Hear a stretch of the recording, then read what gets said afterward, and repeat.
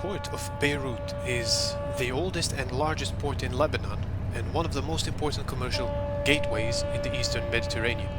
Since 1990, it has been operated directly by the Lebanese government. In early 2010s, the Lebanon Minister of Public Works estimated that customs evasion at the port cost the country more than $1.5 billion every year. The management structure has been built not for efficiency but to distribute power among political elites. Oversight was designed to fail.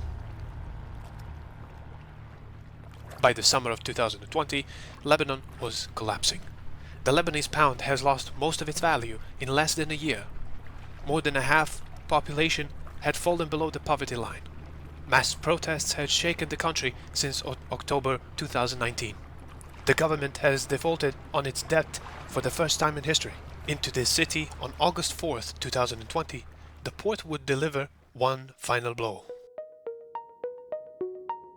On September 27, 2013, the Moldovan-flagged cargo ship called MV Rhosus left Batumi, Georgia, carrying 2,750 tons of ammonium nitrate bound in Mozambique.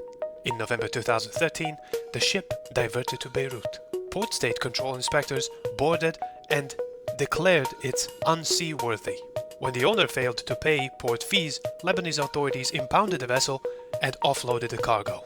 The 2,750 tons of ammonium nitrate were moved into Warehouse 12 at the Port of Beirut. Ammonium nitrate is used in fertilizers and explosives. Stored without ventilation, in heat, alongside flammable materials, it is catastrophic. Lebanese customs knew this. Between 2014 and 2020, Customs Director Shafiq Merhi sent at least 6 letters to judicial authorities requesting permission to remove or dispose of the cargo. Each letter warned of the danger. In early 2020s, port officials who personally inspected Warehouse 12 warned authorities that if the stockpile exploded, it had the potential to blow up all of the Beirut. Every letter was received, and still nothing was done.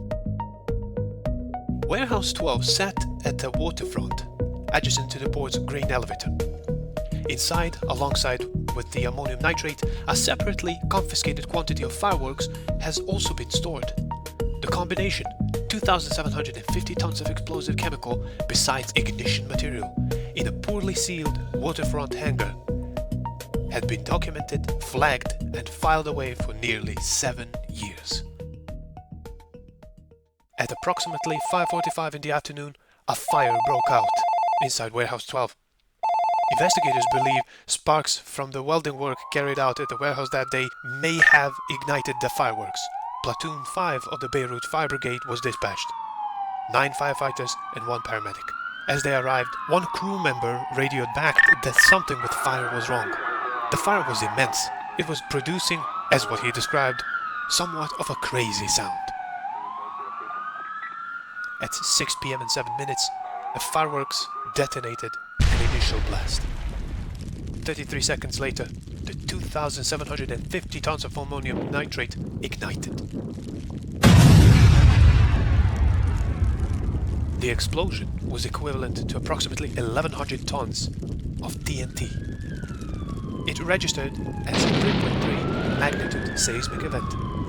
The shockwave was felt in Cyprus, 240 kilometers away, and in Syria and in northern Israel. Surrounding neighborhoods, homes, hospitals, apartment buildings were obliterated. At least 218 people were killed. More than 7,000 were injured. Nearly 300,000 people lost their homes in a single afternoon. Damage to the city was estimated at $15 billion. All members of Platoon 5 who responded to the fire were killed or critically injured. Lebanon launched a domestic investigation. The lead investigator charged senior officials, including former ministers. Using political connections, those officials had him removed from the case. A second judge was appointed. He also attempted to charge senior officials. He was also suspended. As of 2023, Amnesty International confirmed that no one has been held criminally responsible for the explosion. The warnings were in writing. The danger was documented. The letters asking for action were sent not once, not twice, but minimum 6 times over 6 years. Every official who received them knew what was in that warehouse. They filed the letters, they protected their positions, and they left 2,750 tons of explosive material at the center of the city of 2 million people. And on August 4th, 2020, Beirut paid the price that had been described to them in writing for nearly a decade.